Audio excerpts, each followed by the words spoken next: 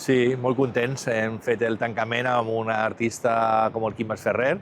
És un punt diferenciador de la resta de cartells que hi ha al país, amb un personatge molt estimat pel públic català i contents de que pugui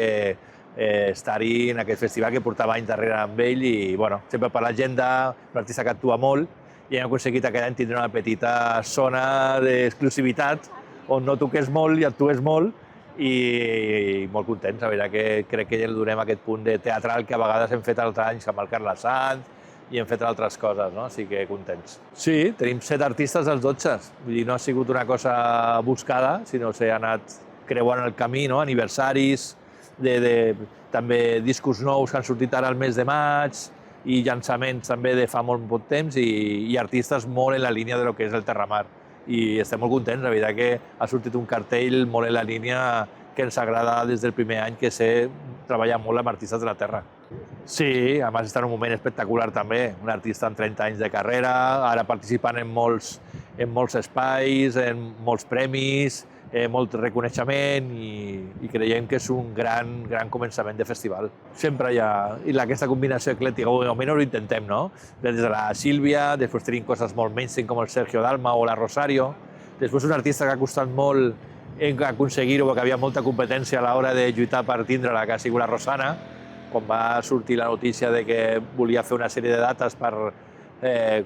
festejar el 30 aniversari del llançament de Luna Rota, el famós àlbum que va trencar esquemes en el seu moment, hem aconseguit l'artista passi per Sitges i faci una de les úniques 3 dates que fa aquest any a Catalunya.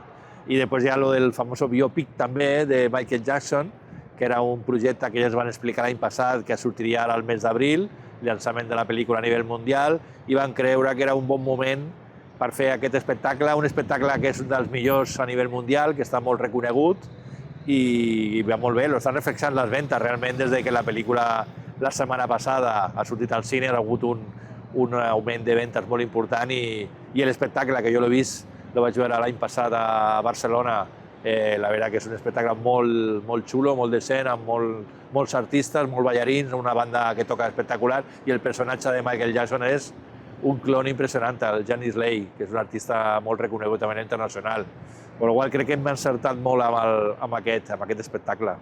Aquest any tenim 26.000 a la venda només, altres anys teníem 30.000, aquest any degut a que tots els concerts, excepte Queen, són tots asseguts, amb la qual ha baixat aquest any una mica l'ocupació, i tenim més de 26.500 tíquets a la venda i la nostra intenció és d'arribar a aquests 24.000, a veure si podem pujar aquest any una miqueta més. Les ventes van molt bé, van 10% millor que l'any passat, sigui contents de l'acceptació del cartell. Jo crec que està ajudant molt aquesta part eclèctica, no? El Sir Wind and Fire també,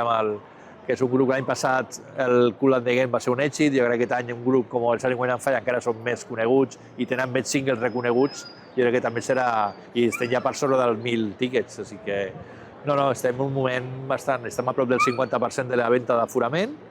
així que jo crec que el festival està en un moment molt bo i esperem continuar-ho. Estem en aquesta línia d'intentar tindre nacionals i internacionals, aquest any amb més artista català degut a les circumstàncies positives de tot, però sí, la nostra intenció sempre és aquest punt de varietat, no? I el més important també per nosaltres és l'espai, l'associació i partner amb Cal Blai a nivell gastronòmic, que també ens suma molt al projecte. Continuem tenim el bufet lliure, que és un èxit cada any,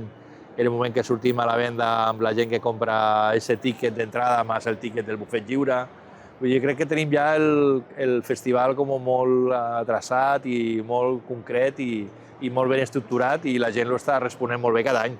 També tenim la solidària cada any. L'any passat ho vam fer amb la Fundació Ave Maria i la gent de la cursa de Lluna Plena, que els fons investiguen el càncer infantil per Sant Joan de Déu, i aquest any tornem a repetir amb ells. La veritat que l'experiència ha sigut molt maca, estem molt contents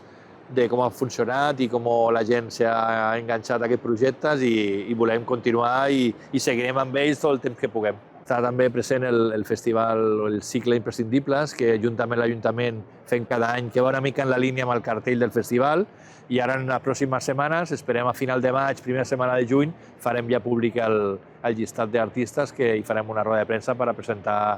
aquest cartell d'aquest any, que segur, com cada any passa, tenim sempre artistes molt interessants.